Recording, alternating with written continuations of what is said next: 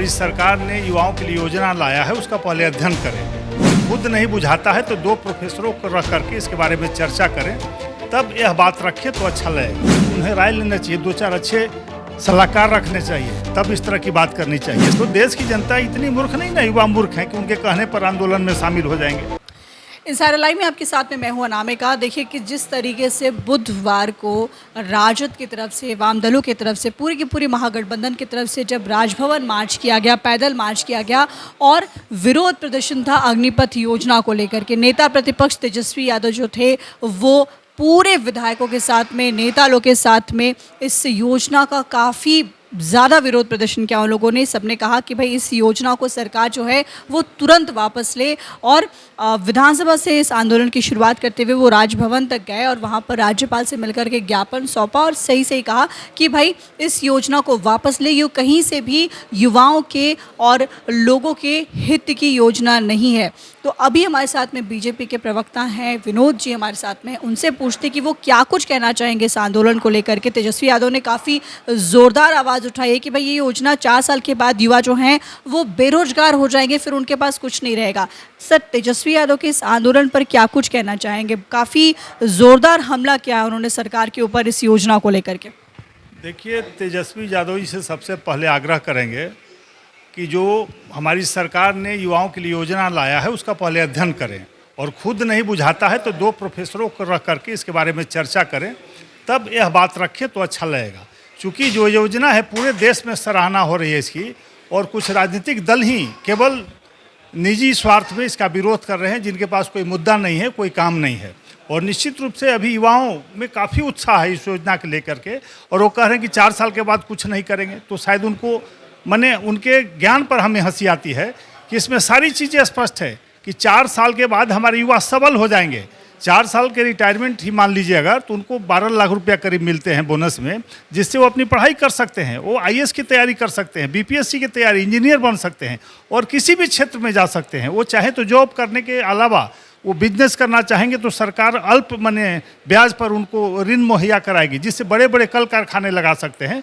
तो सारे रास्ते खुले हुए हैं और वो एक सबल हो जाएंगे, उनको देश के प्रति एक लगाव हो जाएगा, देश के प्रति एक समर्पण की भावना आएगी उससे, इस ट्रेनिंग से। तो निश्चित रूप से, और इसमें 25% लोग सेना में सीधे जा रहे हैं। उसके बाद 10% आरक्षण कर दिया गया भारत सरकार के द्वारा। अर्धसैनिक बल जितने भी भारत सरकार के अर्धसैनिक बल हैं, तो कैसे वो कह रहे हैं कि कुछ है ही नहीं।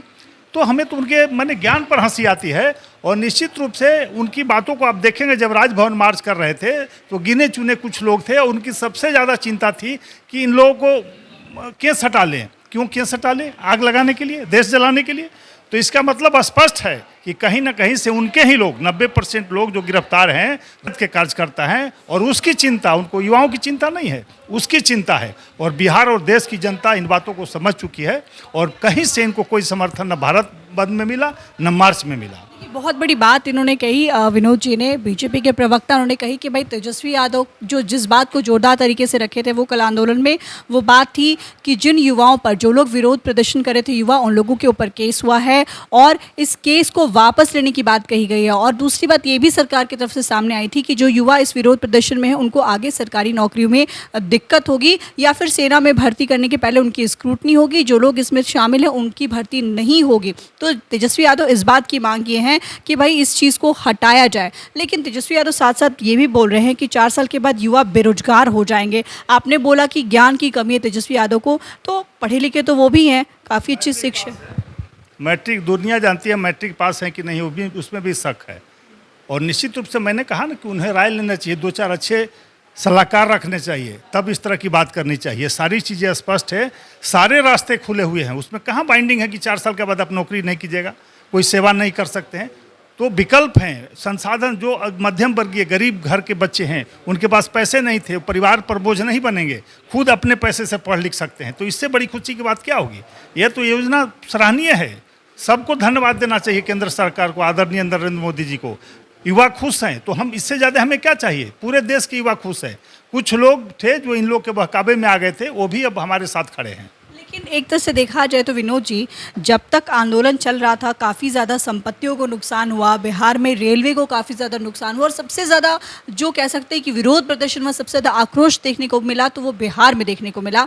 हालांकि सरकार की तरफ से ये सारे रूल्स जब आए कि भाई उन्हें नौकरी, जो युवा विरोध प्रदर्शन करें उन्हें नौकरी मिलने में दिक्कत होगी, दूसरी तरफ कार्रवाई होगी, सख्त कार्रवाई होगी, क्योंकि प्रदेश अध्यक्ष संजय जायसवाल के घर पर हमले हुए, उसके बाद प्रशासन जो है वो सख्त हुई, उसके बाद से आंदोलन शांत पड़ा था, लेकिन फिर से तेजस्वी यादव ने इस आंदोलन को आग लगाई है। देखिए, मैंने कहा ना कि कहीं उनको समर्थन युवाओं का है न जनता का है। वो मुद्दा विहीन है, सकारात्मक सोच नहीं है उनके पास, तो मुद्दे के भटकाव में घूम रहे हैं, लेकिन उनको सफलता नहीं मिलने वाली है, क्योंकि वो कुछ लोगों को बर्बाद कर चुके हैं इसी आंदोलन में, एक बरगला करके केस करवा के उनकी ज़िंदगी बर्बाद कर रहे हैं। तो आगे से उनका साथ कोई नहीं देगा, क्योंकि वो अपने स्वार्थ में इस तरह की बातें कर रहे हैं। लेकिन आगे और बड़ा आंदोलन करने की बात कहे हैं। मैंने कहा ना कि तेजस्वी यादव तो खुद फरार रहते हैं बिहार से हमेशा। पहले भी किसान आंदोलन में आप लोग खोजते रह गए, कहीं नहीं मिले, समय दे के भाग गए। इस आंदोलन में किसी तरह से राजभवन गए, सड़कों पर कहाँ उतरे थे भारत बंद के दिन, और दूसरे भी आंदोलनों में कहाँ नजर आते हैं तेजस्वी यादव। तो देश की जनता इतनी मूर्ख नहीं ना, युवा मूर्ख हैं कि उनके कहने पर आंदोलन में शामिल हो जाएंगे, क्योंकि उनका निजी स्वार्थ है, उनके पार्टी का स्वार्थ है, उससे उनको क्या लेना देना है। सबको रोजगार चाहिए, सम्मान चाहिए, तो हमारी सरकार रोजगार भी दे रही है और सम्मान भी दे रही है। जी, बहुत बहुत शुक्रिया।